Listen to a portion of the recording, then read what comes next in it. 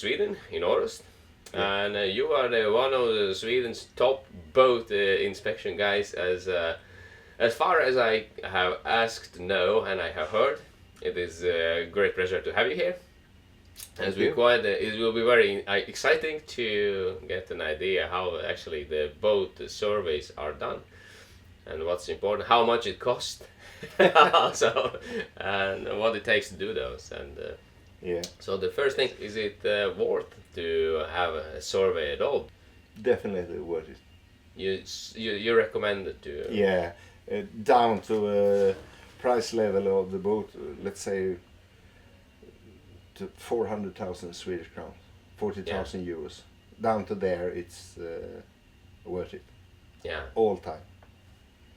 I was thinking more about the boat size-wise. Size-wise? It's like a 30 foot, 35, 40, 45. If it's a motorboat, it's worth it down to 20 foot. Yeah. Because they're also much more expensive due to the engine and stuff like that. But in general, for motorboats, what's important? Just the engine, isn't it? No. No. There is a lot of things can be wrong.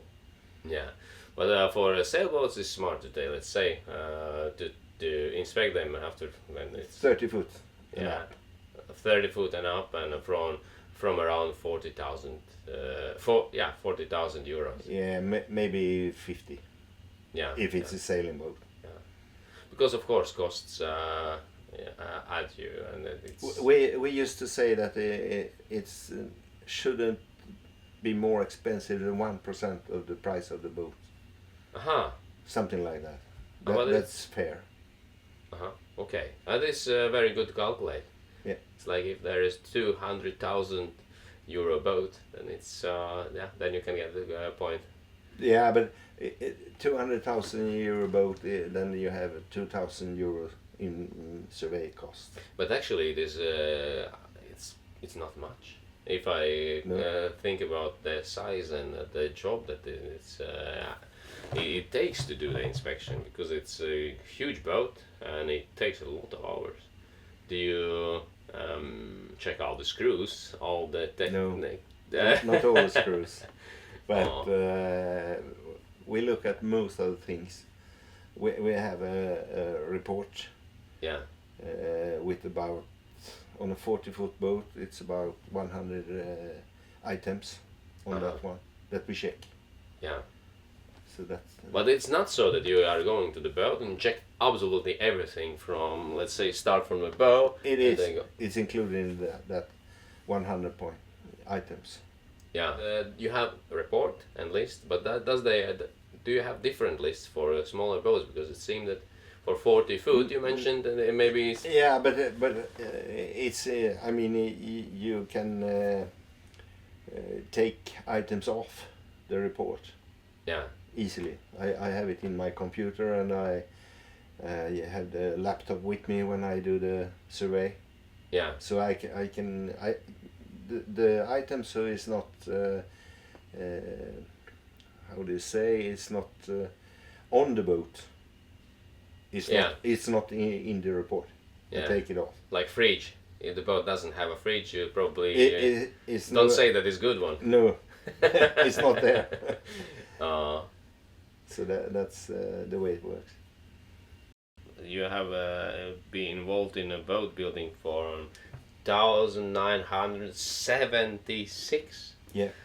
You have experience also in boat building, and it's. Yeah, I started at Hallberg-Rassy, 1976.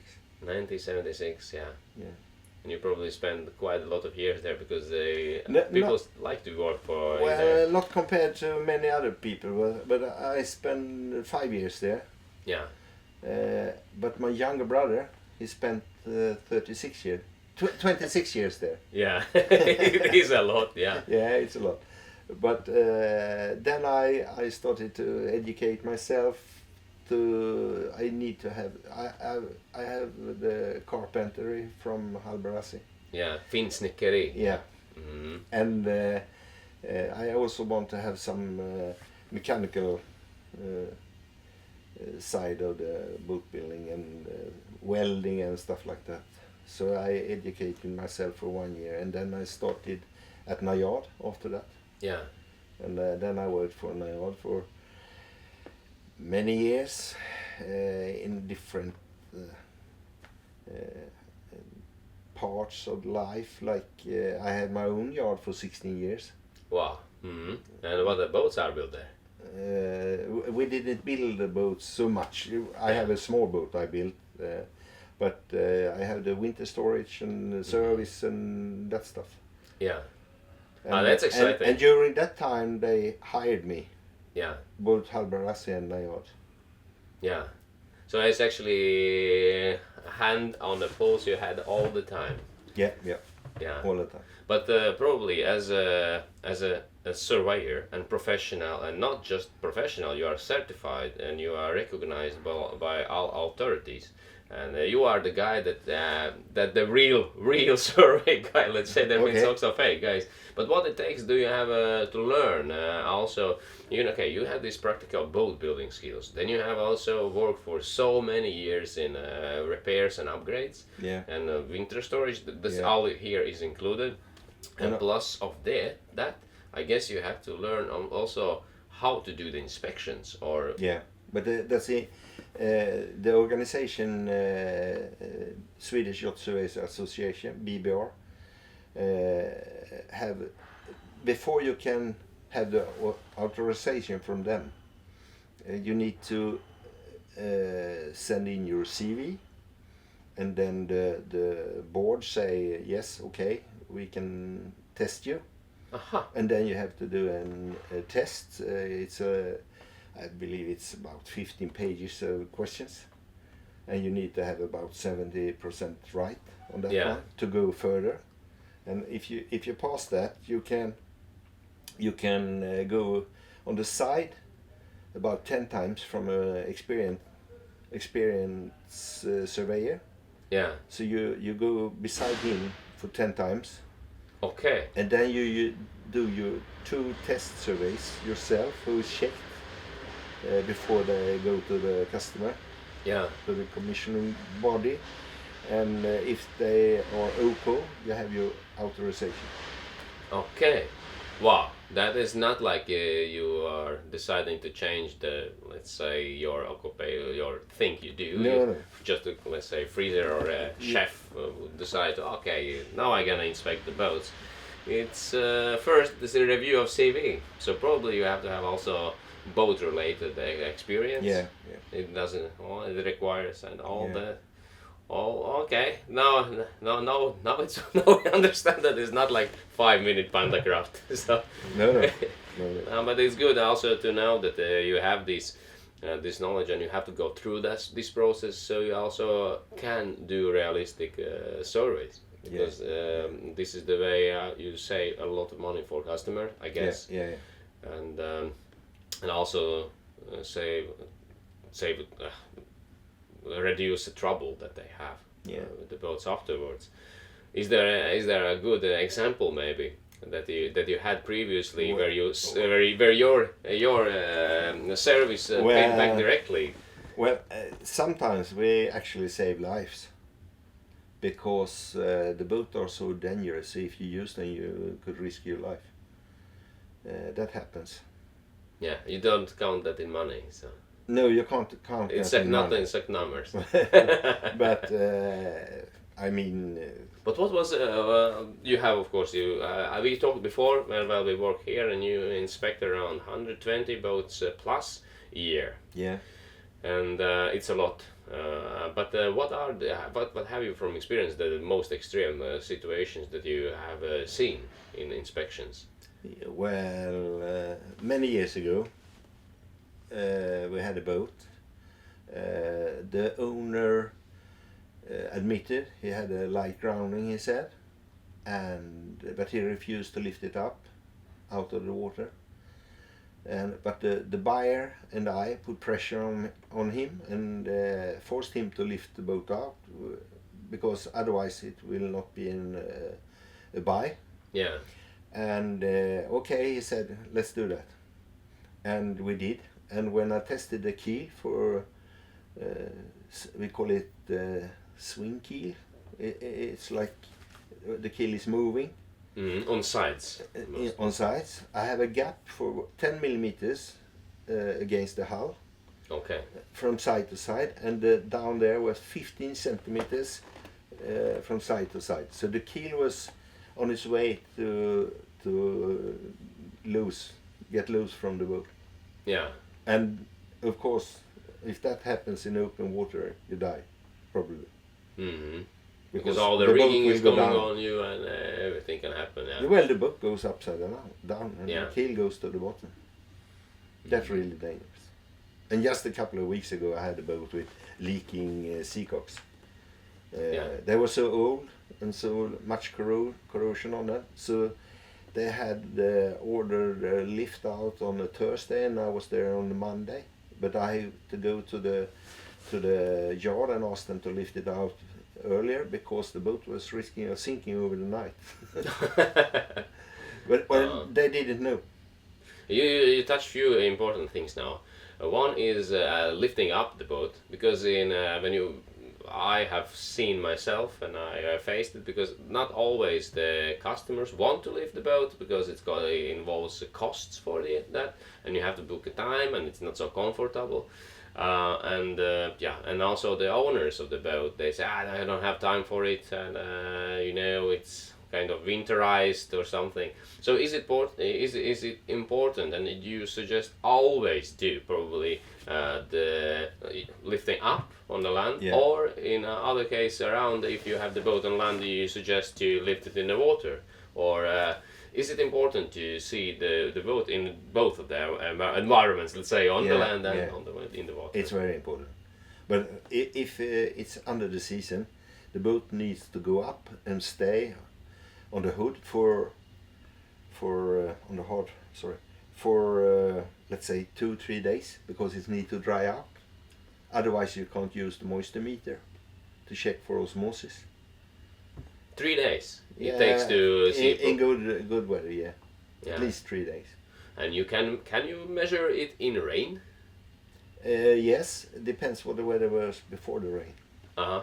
But if you lift it out and it's stormy and rainy and stuff like that, then it needs to stay a little bit longer. Well, here we start. The problems appear. Okay, imagine really. But I mean, this time of the year, most of the boats are on shore. Yeah. And then, of course, you can't take it out from a shed or something to put it in the water to do the sea trail and stuff like that. Yeah. So that need to be in the springtime when they put it in the water again. Yeah. So the procurement process could be quite long. Yeah. And in case of those 3 days, let's say, if you have to lift the boat up, the customer is paying for the 3 days on the land, and everything has to be like that. Then. Yeah. But it's necessary. Yeah, it is. And with the sea trial, in sea trial means that you put up the sails, you trace the engines, and so on. So, but is it done always or often? Or is just the putting in the water and checking for leaks? And, mainly it's done all the time, but sometimes they are so they feel safe with what the boat is, what the shape of the boat is, so they say, no, we only need this or that. That happens, but it's not usual. Yeah. But sometimes they do the buy, but they reserve amount of money if it's a broker involved. So they don't pay for the whole boat. They save some money if they find something on the next survey. Yeah. But in general, your job helps to bargain down the price, or not always. If the boat is in very good condition, I tell them that this is an excellent boat, just buy it. Yeah. Okay. Does sometimes also the guys who are selling the boats are asking for your services? Yeah. Oh, really? Like make sure that everything is correct. And that's good to hear. Yeah, they do. Some people don't want to have any trouble afterwards. Yeah. So they ask for a survey before they put it on the market. Aha, you mentioned an interesting thing. Some trouble afterwards. Because you, of course, you probably have some responsibility about your quality of survey. This is one thing. Yeah. Another thing is that does the seller has some responsibility too after the sale, or is it just the sign the contract and buy? It depends. If there are a broker involved, Yeah. then the sell, the buy is between the broker and the buyer, Yeah. not the previous owner. Uh-huh. He have a relationship with the broker, so there is something between there, and then it's a different kind of laws, selling laws, who protect The buyer. the buyer. Wow, I didn't know that. It actually can be Yeah. safe after, if you, let's say after 2 months you discover that there is major problems with rigging or something, you could actually come back and point it out. Not well. You can, because you have this guarantee. I think it's 6 months now. Yeah. But you can't go to the surveyor and say, "Hey, the rig was broke down 1 week ago." Yeah. If it's 2 months since the survey, because the survey is like fresh meat. It's that day when Yeah. you do the survey. That's the shape of the boat. Yeah. And you don't take the long, let's say, responsibility time for and so on. It's not possible. It's not so that you guys are calling after some 10 years, you know, actually the seacox No. has to be changed. And it's very important for us, for surveyors, to be very, how do you say, very. We need to have our customer to understand what we are saying and the information we are giving them. That's very important, because we realize that sometimes people don't realize what we are telling them, Yeah. and they say yes, okay, yes, and after 3 months they say, "Hey, this is happening." Yes, we told you it could happen, and you didn't do anything about it. You didn't say that, blah blah blah, and stuff like that. So it's very important that we are really clear in the information, what we tell them. But you have also protocols that says with everything. photos of everything. With photos, with everything. Yeah, Are they digital nowadays? Digital? yeah. Mm-hmm. Nice. Do you also do the videos? Or? No, Just photos? I can do videos, but we don't do that. Yeah. We take pictures of everything that's wrong. Yeah. But sometimes they say, "But what is good?" Well, look in the report. Uh-huh. The report is like you have 0, 1, 2, 3. The Yes. 3 is repair Immediately, probably. immediately. Mhm. It's a danger to use the boat, probably. And 2 is repair recommended. Yeah. And 1 is like scratches and stuff like that. Maybe I shouldn't do like this. I don't know. Yeah. But scratches and things, it's okay, but it looks used. It's worn Yeah. like that. Like this one. We are now on a Hallberg-Rassy 48. 38, and you know, I'm while we are recording, I don't move much because. Yeah. But of course it's not the damage, but No. but okay, the There is fitting down there who is maybe not locked. yeah, oh that can be so. Because you can fold it forward. Yes, this is expert talking, so we know Yeah. it exactly. But if it's- and there is also a 0, and that means that everything is good. yeah. What are the most popular brands that come up? Well, you mentioned 2 of them, and you have also Arcona.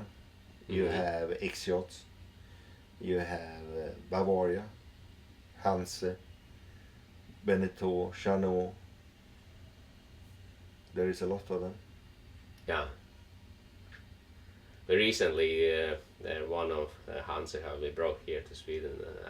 We talked with the captain, delivery captain. Okay. And he's my friend, and this video is also here in the channel. So, and yeah, it was totally different kind of boat. The production boats are different, but what I have in mind, it's like here in Hallberg-Rassy, you and many boats you don't see things if they are let's say hidden under some boards or in other side of the wall, or the access is kind of impossible. If you know that you have to check these things in a list, or you don't see a bilge, you don't see keel screws, or you don't see some brackets that you want to see, what do you do in these situations? Do you just mark it as not possible, or or you screw it by, you cut out, probably you grind it down. No. we can, if it's impossible to see from the hatches in the floorboards, then we have to, we can lift the hatches. Yeah. But after a while, as a surveyor, you have your, how do you say, your nose to feel what it looks like. If it's clean, no damages in the back end of the keel, no damages on the outside of the keel, that confirms that it has no groundings, then it's most likely that it's no damages further out in the superstructure. Yeah. Because it always starts in the center and goes out. Yeah. If you have not put in a different kind of materials in the boat. But that's another question. Here we jump around, I understand it, but because this topic is so wide, and probably, but who knows, maybe this is not our last discussion, but the question that is on my mind is that if someone wanted to hide something from you, and this comes what you said about these different kind of materials, is it possible to, let's say, cheat you? Can be, but most of the times we find that they need to be really good in what they are doing in that case. Because we find most of it. Yeah. But what I want to mention is, if you put in, for example, like some boats have, X-Yachts and Arcona, and they have a steel frame in the bottom. Yeah. The steel frame is really strong, so that can transfer the damages further out in the hull. But if you knew that, then you check further out. Yeah. But if you have a boat without steel frame, and the same if you put in some carbon or something. Yeah. And I strongly do not recommend that, because if you do that, you move the damages from the carbon parts out to the parts who is weaker. Yeah. And that's not good. Yeah. You talked about these groundings, mentioned it, and this is one of the things probably when you would like to move away from a boat, because the repairs are costly, and say for some 40-foot boat it can cost like 80,000 euros something. That's a really big damage. Yeah. And if you, I do a lot of damage surveys for the insurance companies too. That's another topic that I wanted to ask. That is interesting, because yes, if something happens, and you hit the ground, and then what's the procedure? What happens then? Because you have your insurance, and should you call them? Yeah. Or yes. You should call first the insurance company, and then they call me. Yes. If they feel that they need to. Yeah. Then they do it, and then I go to do a damage survey on the boat. Yes. And then I do an estimation of the cost, and then I have a communication with the repair yard. Yeah. And we discuss the costs, because it's no use that I do an estimation and send it to the insurance company, and the yard who is supposed to do the repair say no, we cannot do it in that time. We are not interested in you to repair that boat for that amount of money. Yeah. That's why I do this before. I talk to them and say, is this reasonable? Can you repair it for this amount of money? It's so important. Yeah. So when I send the report to the insurance company, the estimation is 99% accurate to the repair yard. Yeah, that is very good, because then you don't have these discussions afterwards when we have not Sometimes we included. find more damages when we put the grinder in the hull, for example. Yeah. You cannot always find everything. Yeah. With a hammer and whatever you do with your eyes but we also have an ultrasound meter. We can check the thickness of the hulls. Yeah. And that one works like the first when the sound signal hits air. Yeah. It bounces back. It bounces back. Yeah. So then you can see how deep the cracks are in the laminations are in the hull. Oh, that's amazing. Yeah. Yeah. And the cost, you are not so sure about those 80,000. So that's something we can go in detail. Well, it's extremely rare with 80,000 euros, but let's say most of the for damages... 40 foot boat, let's say. Yeah, Or for something boat, it's between 20 to 50,000 euros. Yeah. Something like that. And if we take the financial aspect now in, then your job has hard costs too. So if I may, so if you have the standard pricing. In our organization, we had on the homepage, we have a price guide, we call it. Yeah, okay. So you can look at that, see a boat from 30 to 40 foot, the cost will be between, are we talking euros? We are talking euros, yeah. Let's say 1,000 euros up to 1,500 euros. Yeah. And on top of that, travel cost and lift out cost. Yeah. Is there anything else that you include? Travel, of course, yes. Lifting? No, not. Most of the time we are not involved in lift out. Lunch or because breaks. By natural means it's the boat owner who know the facilities to lift out where the boat is located. Yeah. So it's all, most of the time it's between the seller and the buyer, they discuss where to lift it out.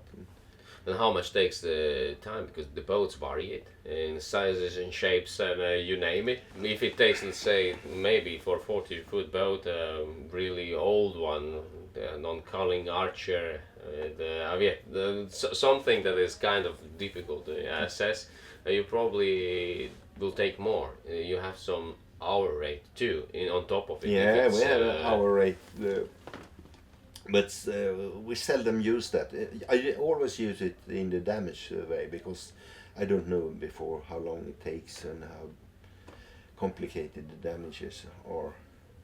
But otherwise, we go on the price guide, and it's. How much is the hour in price guide? When I work like, with the damages, it's 1,550 Swedish crowns. It's about 100. Plus taxes. Yeah, plus moms. Yeah.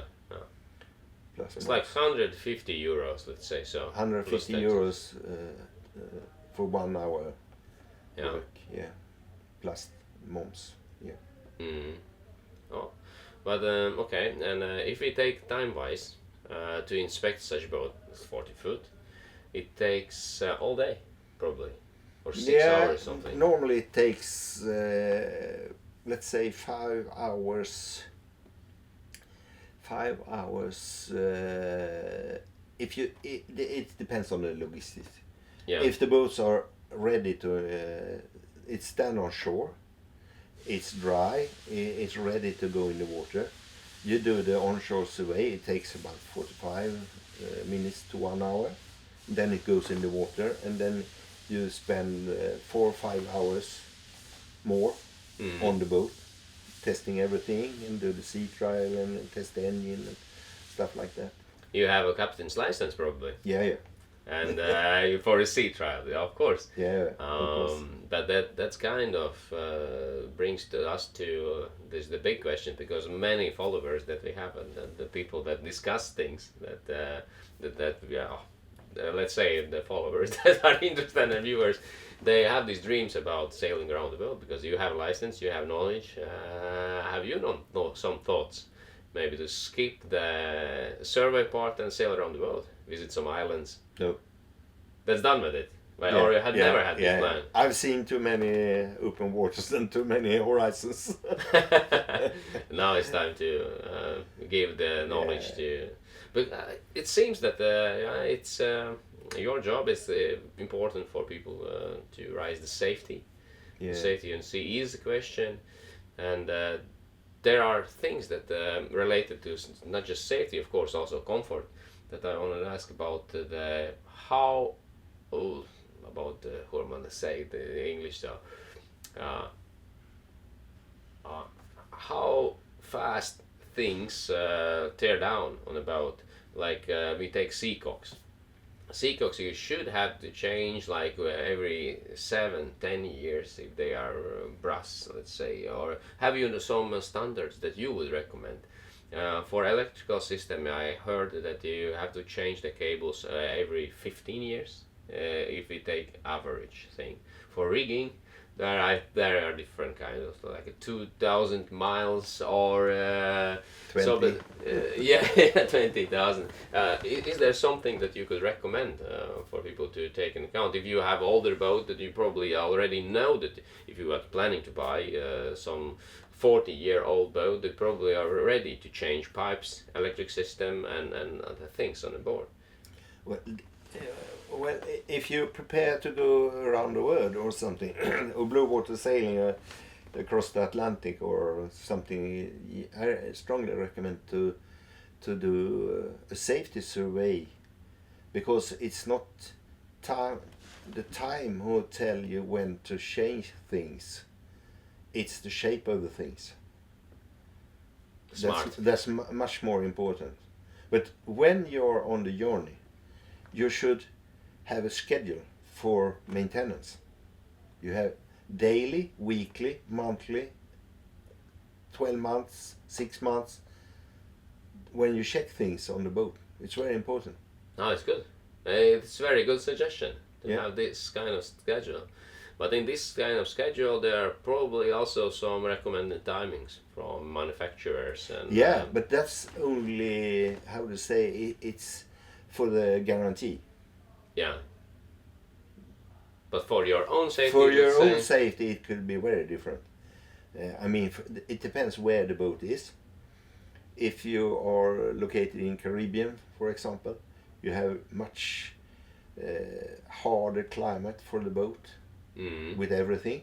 You have more salt in the water, you have more sun, you have more wind, you have for a lot of things, so it's different from here. But here, the boats should be in good shape. Well, we can see on the boat that it have been around the world. You see it easily on the outside.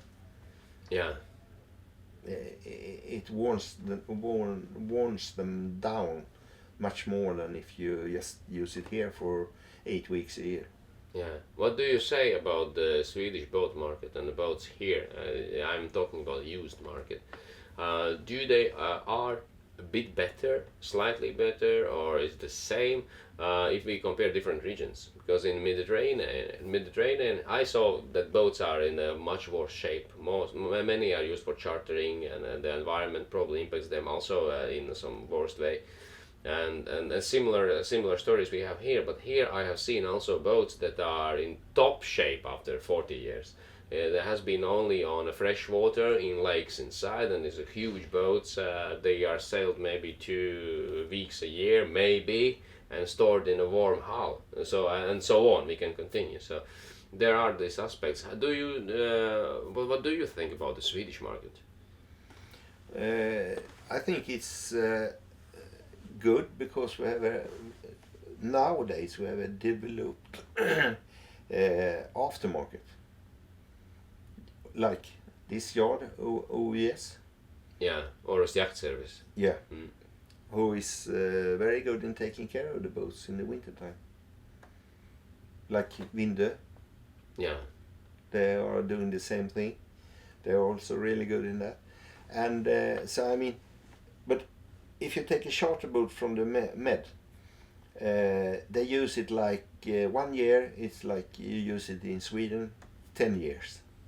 Yeah. The same engine hours like after 10 years and stuff like that. But on the other hand, most of the charter boats are served more frequently than boats in Sweden. Here you serve them maybe once a year. There they do it maybe once a week. Yeah. Check the oil level and stuff like that, maintenance. So it's not worn like 10-year use in one year, but it's worn much more than here. Yeah. Definitely. Yeah. So that's kind of very misleading that to actually say how it is. Here in Scandinavia, you can buy good boats. Actually, there's good boats here, you can. And you can find these. I call it pearls. Yeah. You can find those here, and they are boats in a absolutely stunning shape. Yeah. Of course, here are also boats that has been around the world and has been also from in Caribbean region and has been sailed here because this is like a center, like Mecca of Swedish sailing in sailboats, because this west coast it is full. Yeah. And on this island, I think in every family there is someone who is doing something with the boats. Yeah.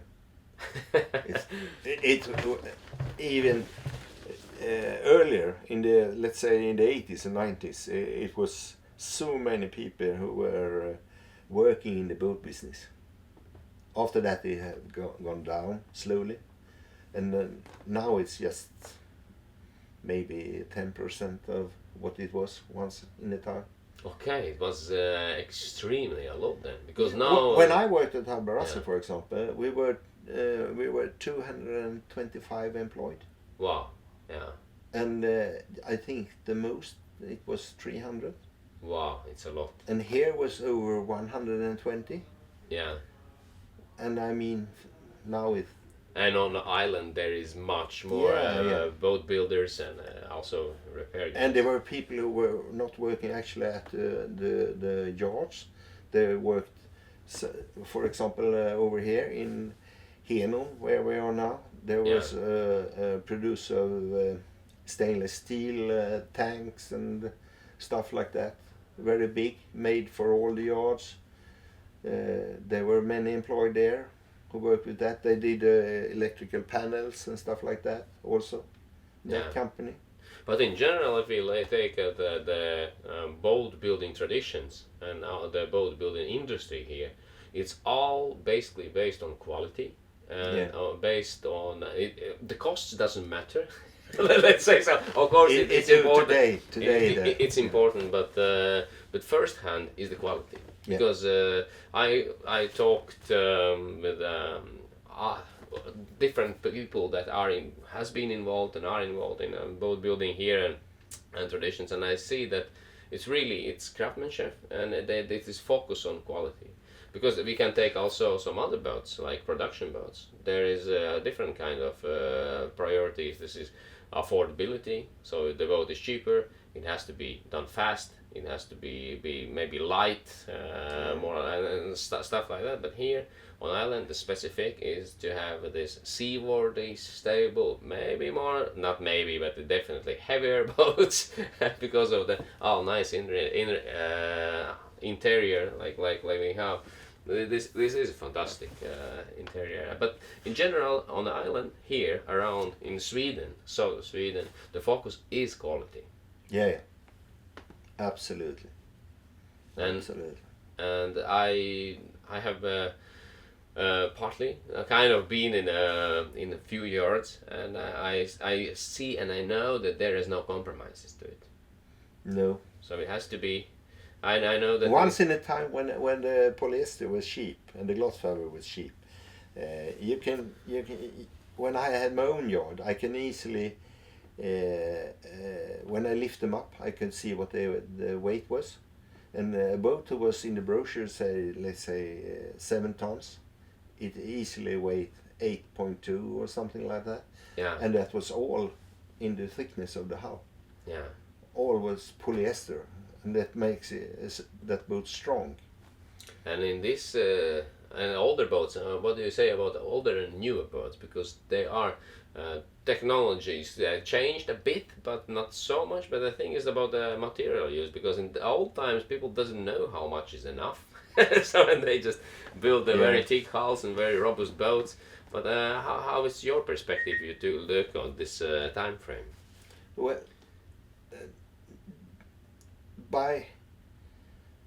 nowadays they have they have the tools to be more exactly when they build the boats. They knew exactly where to save some materials because of the weight and the cost for the materials. We didn't have that in the 80s. It was more is better than less. So we did it like that in that time. But now you can measure much more easy the strength in the materials and stuff like that, if you talk about the hulls. Yeah, about hulls, yeah. And also you have the production time. You need to save time because that's a cost. And then you build in a little bit different way. You use more glue than you did before. Yeah. And stuff like that. But that don't mean that the boat is weaker. Sometimes it's even stronger. Mm-hmm. But if you hit a rock, then we have a problem. Yeah. Because it can't stand these impacts from a grounding. So the glue most of the time cracks. Yeah. That's the difference. What's your recommendation would be? And that's a good question, because we have these two boats. If you buy a new, what do you suggest? To buy a new boat or buy a really good old one for ocean sailing, for blue water cruising? Oh, that depends. That's so different from boat to boat, but it depends. I mean, you can't hit a coral reef with a plastic boat, glass fiber boat. But you can hit it with steel boat. That's the difference. Oh. But normally you don't do that. Yeah. You don't hit the coral reef because then you are in trouble. Exactly. I will check the. Okay. About the red flags. When you are doing some surveys, Yes. you probably you see some damages that are like red flags. Like this is like you can, let's say, stop the survey and call the customer and say, no, unfortunately you cannot buy that boat. Is there something that is so like the keel that is loose? Yeah, probably this is a red flag. But is there something more that is super important to you? Well, if it's many items on a boat who's really expensive to repair, of course, in the end it could end up with the repair cost is higher than the price of the boat. So the value of the boat, and there is a, how do you say, there is a line where it's impossible to buy the boat because it's too expensive to repair it. Yeah. But most of the time it's not only one item, it's maybe a couple of items who is really bad. Yeah. I mean, if you have a boat with balsa as core, then if you have water ingress in there, it became rotten. Mm-hmm. We find it with the moisture meter. It's very expensive to repair.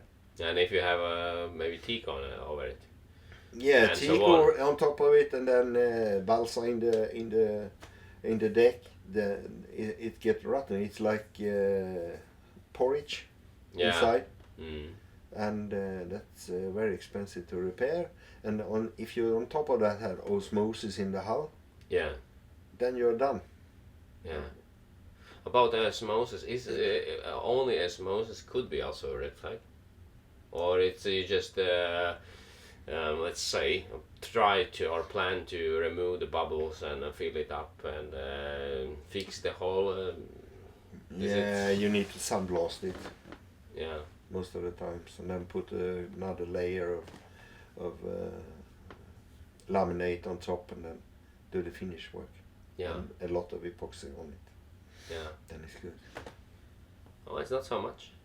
Well, of course, it takes a lot of time, and it's not easy. It's but quite expensive. yeah. Well, good. So, in general, many things that can be red flags together. Yeah, it can. Give the red flag. It's seldom. It's just one thing, because I mean, you can change the engine if the engine is completely crap. It's corrosion, and the cooling system is not working, and you have growth in the fuel tanks and stuff like that. So it actually not working almost at all. Then of course you can put in a new engine, but it's depend on if it's a boat like this, not the problem. Yeah. It's so little money compared to what the boat costs. But if it's a boat who's cost like 50,000 euro, then you can't put in another 20 to change the engine. Yeah. That's not. Then the price for the boat is 70,000 instead of. Mm-hmm. So that's different. Yeah. Would you suggest to people who are planning to buy a boat to allocate extra money for repairs and a reality check, let's say, after a reality check? After the buy? Yeah, you imagine I have a budget, 100,000, and I am buying a boat, and I'm paying 100 and let's say 99,000, and then I hope that things will go well, but then in reality probably it's some 20% you have on top of it. So that's you need more money after the buy. it's recommend if you at least what did you say, 100,000 euros? Oh yeah, some example. Yeah, okay, then I say normally you should count with 5% of the buying price. Yeah. Each year. Each year. Yeah. 5% of the buying price. Yeah. Oh. To maintenance and to have the boat in good shape. Yeah, but it doesn't include nothing like lifting it up and marinas. It's just technical. Yeah, it's included that. Included. It's okay. including everything, the whole All package. Yeah. With winter storage and everything. And I'm also involved in another organization. It's called GMI, Global Marine Investigation. And this is something based in which country? Now it's in Europe. I think it's in Netherlands or England. Yeah. But from the beginning it was IMI. Yeah. And it was based in US, but then they split it in two parts, and now it's called Global Marine Investigators Association. Yes. And what does it mean? It means that we work more with frauds and stuff like that. Frauds? Yeah. What can that be? It's stolen boats appear Stolen somewhere? boats are shown up on the market, and we find them, we check the hull numbers and stuff and see if the hull number is modified. Yeah. Something, they changed it, or we had, for many years ago, we had, how do you say, import from US who was not actually an import. It was insurance companies who get fooled by the criminals. They went to the US, they found the hull number on the boat, they took the hull number and imported the boat to Sweden. Okay. But the boat was still in US. Yeah. But they had all the papers. They went to the customs and had the stamps and everything. And then they insured the boat in an insurance company, and after 6 months they said the boat was stolen, and then they had 600,000. Maybe. Wow. Okay. Yeah. It's not the business advice. No. No, it's not. Yes, I didn't. I have never had a focus on these things, but because I thought it's impossible to steal a sailboat. Because you will be seen and noticed, and they are not as fast. And nowadays, with satellite possibilities, you can find it. But you can turn it off, also.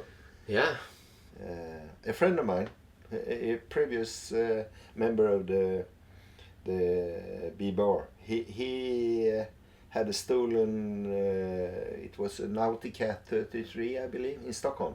Okay, it's in Stockholm. It's, Yeah, and he was almost sure it was going east.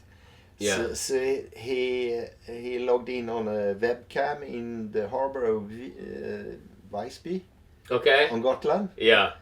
and he had the watch on that camera, and suddenly he counted how many days it would take from Stockholm to Visby, and 1.5 day or maybe 2 days. Yeah. And there it was. It was when going into a harbor to fill up fuel and stuff like that. Unbelievable. Yeah, so that's the way they got caught. Oh, but you know, I have a problem now because I bought one sailboat. Yeah. Of course, if I'm both interested, and so I have boats myself. So Yeah. I have 2 sailboats, and Yeah. and there's a surprise coming up. I have surprise also stored in Elos Bay on the side of Hangar that no one knows. So Okay. oh, the things are upcoming. But what I have a small racing boat. It was it's Hallboat. It's not kind of racing day sailor. Small Hallboat. Okay. It's from Finland. But the thing is, I don't have a hull number on it. It's gone somewhere. Okay. But I boat is there, and I bought it. And, How big is it? It's 8 meters, 25 centimeters. Yeah. Yeah. You have So- a hidden hull number inside somewhere. No, I checked for it. No, I don't have it. And You don't? in the places where it should be, Yeah. no, there is nothing. I think it's renovated and it's something is painted over and don't have it seems that it's gone definitely. It's not there. Okay. It doesn't exist, and that's the problem. Because I wanted to sell the boat, and those who want to buy it, they won't have the whole number. For how many boats of that kind is built? Oh, a lot.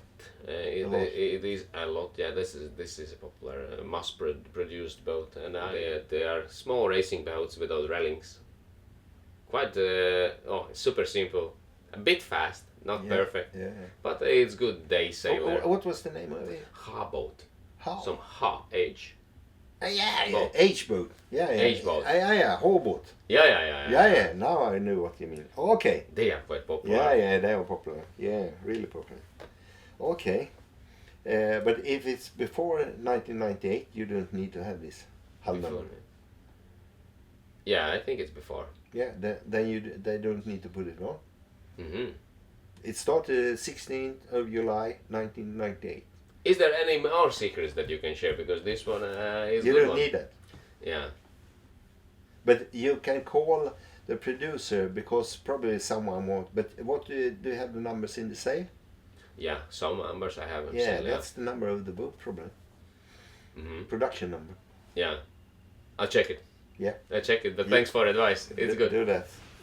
So, and Bengt, if someone is deciding to buy a boat here, Yeah. of course the people got some input about how the procedure is and what's important and what's not. But if they want to buy a boat, can they contact you, or you are full booked, or No. how that is? Normally, on high season, we have about 3 weeks in advance. They need to book a survey, but this time of the year is only 1 week, like something like that. Yeah. But No, it's good to know. It's possible. So Yeah, if you it's possible. do things early and don't do this that's a Black thing. Friday buy. No.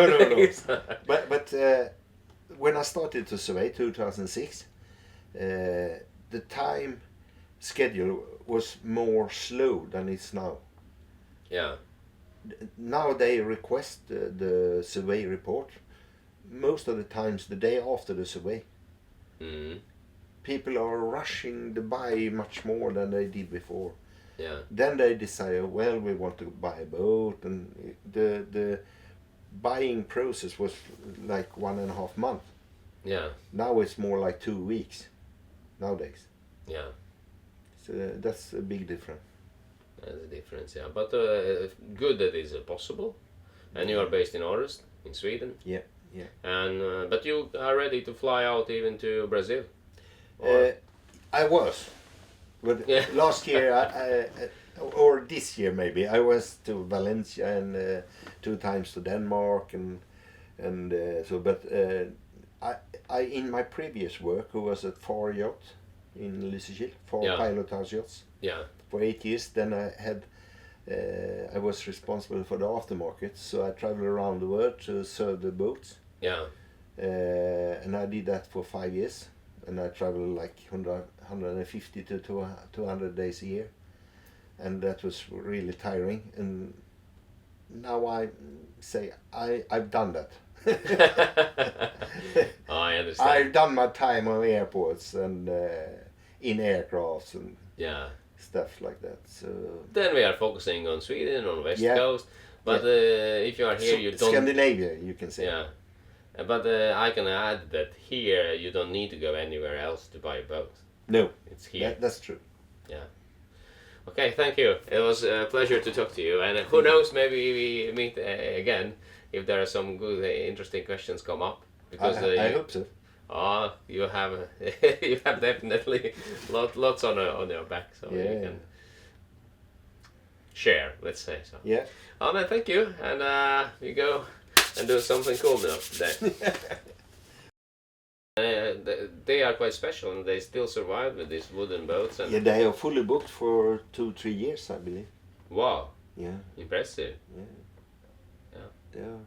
They build like it's art. And nowadays also Hallberg-Rassy started with oak interior. Yeah, and this is oak. this is oak, yeah. Yeah, It's light and nice. yeah. Realize that we can't always go on mahogany and teak because it's from the rainforest. Yeah, So we started with cherry and oak, and I remember when we talk about the weight, I had a Hallberg-Rassy 338 once, and they told me the weight was something like 8.3, 8.4 in the brochure, and it was almost 11 when I lifted it up. It was really heavy. And Yeah. another one, I was asked to put in a port light in the hull side on a Yeah. Hallberg-Rassy 352. uh-huh. And when I cut out the hole, the laminate was 33 millimeters thick up there. Yeah, it should be for a hull and a lower side. So And it's like steel. I mean, it's the same strength as steel. yeah, So if you have 33 millimeters of steel, it was you know. incredible. But I talked recently about this Hansa boat. It was relatively new. It's 10 years old. It was Hansa 400 something, 60 I guess something. And but we discussed the situation as if it would be like ocean crossing boat, like blue water cruiser, because it's this guy that is the delivery captain. He has also lots of experience, and he said that for those boats actually the mast sinks down after some a while when you had a constant pressure on it. Let's say you sail for a long time, then the deck gets weaker and it sinks in, and then the wands get loose. And he joked and he laughed. He said that no Hansa boat has come across the ocean with a mast. Mast on. So.